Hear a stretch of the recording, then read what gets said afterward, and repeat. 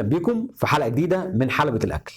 النهارده عندنا منتجات تك تك هنقيمها كلها ونعرف طعمها ايه، ودي تندرج تحت الوجبات السريعه، وهي على فكره مش صعبه في استخدامها. كل اللي بتعمله بتحط شويه ميه سخنين وتستنى شويه وبعد كده تاكلها. هنشوف دلوقتي طعمها ايه ونقيم كل منتج من منتجات تك تك. معانا النهارده مكرونه الوايت صوص، الكشري ده اول منتج ليهم على فكره يا جماعه، مكرونه الريد صوص، وماك اند تشيز. هندوقهم ونقيم ونعرف هل فعلا المنتج يستحق ولا لا. بالمناسبه يا جماعه دي منتجات جافه زيها زي الاندومي بالظبط، بس هي الفرق هنا ان هي مكرونه، بخلاف دي علبه كشري فيها كل المكونات بتاعتها وجافه. هم عاملين هنا برضو خط في النص بحيث ان احنا نفتح الجزء دوت ونصب الميه وبعد كده نقفل تاني ونستنى 5 دقايق وبعد كده نبدا ناكلها. هنجرب اول حاجه الكشري.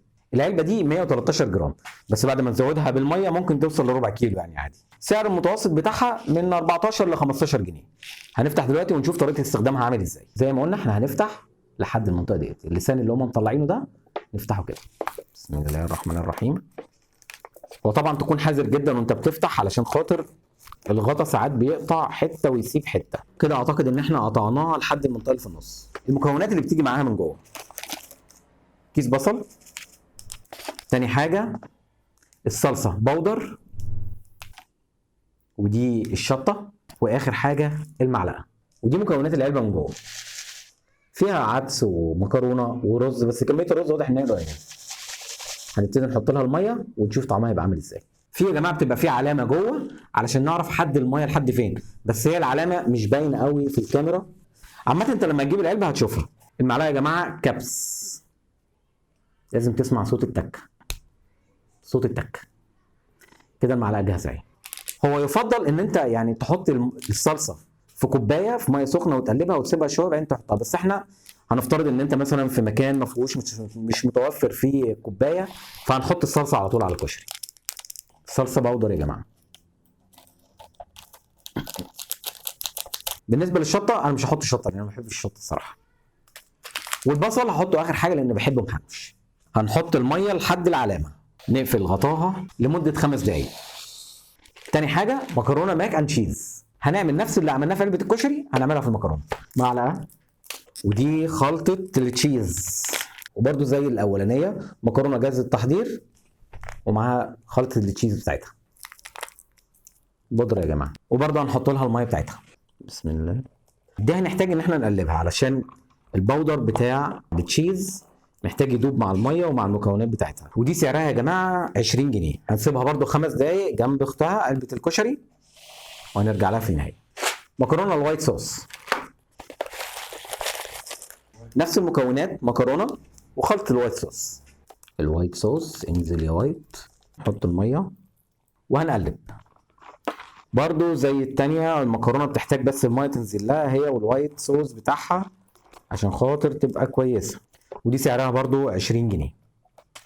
اخر حاجه المكرونه المارينار اللي هي الريد صوص، اللي هي المكرونه الحمراء بتاعتنا اللي احنا عارفينها. شكل المكرونه هنا حلزونيه ومعاها الريد صوص بتاعها، يعتبر نفس شكل الصلصه برضو بتاعت الكشري، بس هندوق برضو هنعرف اذا كانت هي ولا لا. ونقلب برضو. هو عامه يا جماعه بعد ما تحطوا الميه في منتجات تك تك بتحتاج ان هي تقلب.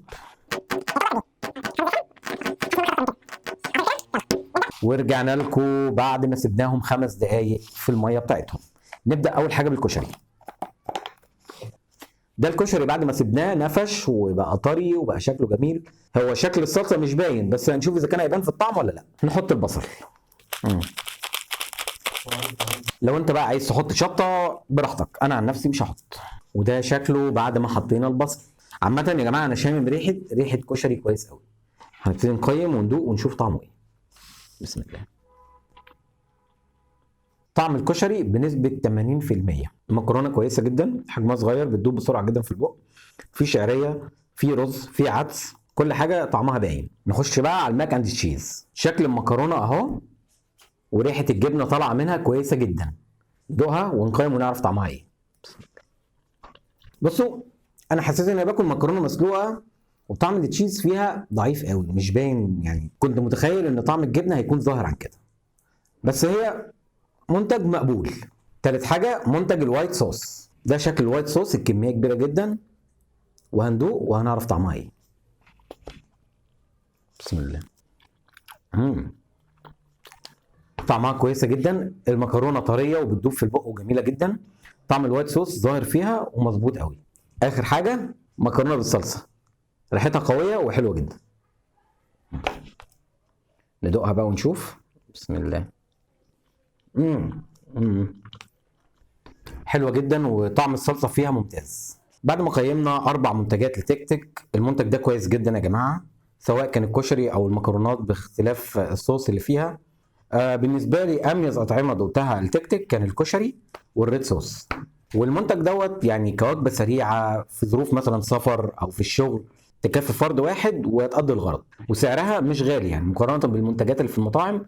سعرها كويس. منتجات تيك تيك هتلاقيها في كل حته، في كل سوبر ماركت، ممكن في الاكشاك كمان هتلاقيها. فعشان كده منتجات تيك تيك هتاخد معانا حزام حلبة الاكل. ما تنسوش بقى تعملوا سبسكرايب وتفعل زر الجرس وشير، ولو عندكم اي اقتراحات جديده حابين نجربها اكتبوا لنا في الكومنتات. سلام.